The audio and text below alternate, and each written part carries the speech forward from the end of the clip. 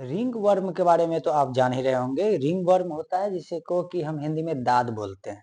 ठीक है, दाद क्या होता है कि एक चारों तरफ जो है आपका लाल लाल टाइप का हो जाता है। ठीक है, आपके चारों तरफ आपको बताता हूँ।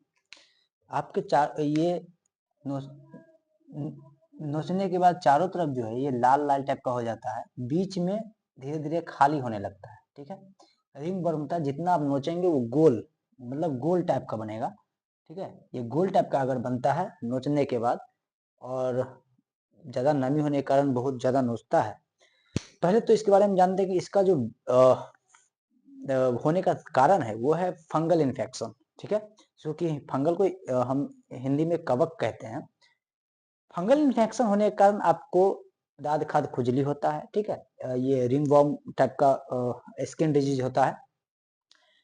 इसमें क्या होता है ना कि इसका जो बैक्टीरिया होता है ना, वो जो है वो फंगल जो होता है वो एक कछुए के समान का होता है। जब आप कोई भी मेडिसिन अगर इस पे पुट करते हैं, इस पे अगर कोई भी मेडिसिन पुट करते हैं आप रिंगवॉर्म पे, दाद खुजली पे, तो वो क्या करता है, वो अपने ऊपर से एक पुटी बना लेता है। जिस तरह कछुआ को जब आप टच करेंगे ना तो वो अपने आप को अंदर कर लेता है, और ऊपर से एक इतना मजबूत कर लेता है, अगर उस पर ट्रक भी चल जाए तो कोई फर्क नहीं पड़ता है। उसी प्रकार का इसका जो फंगल है, इन्फेक्शन जो होता है, वो अपने ऊपर पुटी एक तरह का पुटी बना लेता है। ठीक है, अगर हम कोई भी इस पे क्रीम यूज करते हैं तो उस पे पुटी बना लेता है। थोड़ा दिन के लिए आपका वो चीज खत्म हो जाएगा। थोड़ा 5 दिन 10 दिन के लिए जो है आपका वो नोचना बंद कर देगा, क्योंकि वो अपने अंदर पुटी बना के छुप जाता है। जैसे ही ऊपर से स्किन पर से क्रीम का जो है असर जाता है तो वो फिर से जग जाता है, और फिर से आपको नोचना शुरू कर देता है। वो डिजीज बना ही रहता है। इसका होने का जो मुख्य कारण है, आपको मैं मुख्य कारण बता देता हूँ।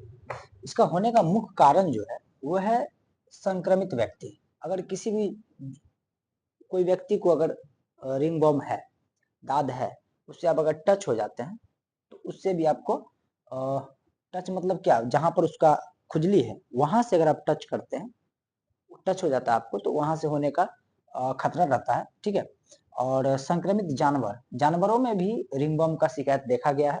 तो जानवर में भी आपको बचना चाहिए कि कोई भी जानवर को अगर आप सहला रहे हैं, छू रहे हैं, तो उसमें ध्यान देना होगा कि आप अगर उसको रिंगवर्म तो नहीं है। दूषित वस्तुएं क्या है कि जो इन्फेक्टिव है, जो जैसे कोई वस्तु हो गया, सामान हो गया, कपड़े हो गए, है ना, ये सारी चीजें जो बहुत दिन से पड़े हैं, कपड़े आप पहन लिए, तो उससे भी इन्फेक्शन करता है। उसका दूषित सतहें मतलब जैसे अगर स्विमिंग पूल वगैरह में ज्यादातर लोग स्नान करते हैं तो साइड के किनारे में एक कवक बना रहता है, फंगल बनल रहता है।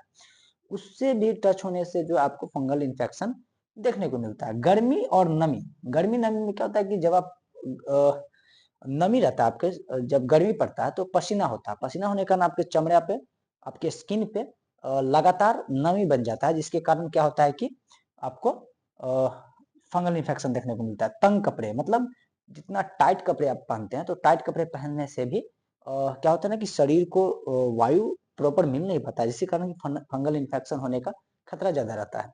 इसको अगर आप ट्रीटमेंट करना चाहते हैं तो उपाय इसमें क्या कर सकते हैं, एक तो आप पहले डॉक्टर से सलाह ले सकते हैं, और ये बहुत रेयर केस है, ये बहुत कम ठीक हो पाता है, लगभग लोगों को रह ही जाता है। एक उपाय आप घरेलू उपाय अगर कहें तो घरेलू उपाय में आप क्या कर सकते हैं, लहसुन जो सब्जी में डालते हैं, उस लहसुन को छील लीजिए, उसको तोड़ लीजिए, तोड़ करके और पहले जहां पर है रिंग बॉम उसको नोच लीजिए अच्छा से, और उस पर अच्छे से घसिए। ठीक है, उसको लहसुन को घस दीजिए, देखिएगा कि आपको जड़ से ही लगभग ठीक हो जाएगा। अगर मेडिसिन लेना चाहते हैं, दवाई अगर लेना चाहते हैं, तो दवाई में आप दो चीज यूज कर सकते हैं। पहला फ्लूकेनाजोल करके एक टैबलेट आता है, उसको आप ले सकते हैं। आप इसका डोज जो है वो डॉक्टर से के सलाह के बाद ही लेना चाहिए। तो फ्लूकेनाजोल वगैरह जो है आप यूज कर सकते हैं। और मैं बार बार कह रहा हूँ कि डॉक्टर के सलाह के बिना नहीं लेना है, मैं आपको दवाई का नाम से बता दे रहा हूँ। उसके बाद एक आता है क्लोवेटा जीएम करके एक ये आता है, क्रीम आता है, जो कि आप उस पर लगाइए, और फ्लूकेनाजोल अगर खाते हैं तो 90% चांस है कि आपको रिंग बम से छुटकारा मिल जाएगा। इसी तरह का वीडियो देखने के लिए हमारे पेज को फॉलो कर लीजिए।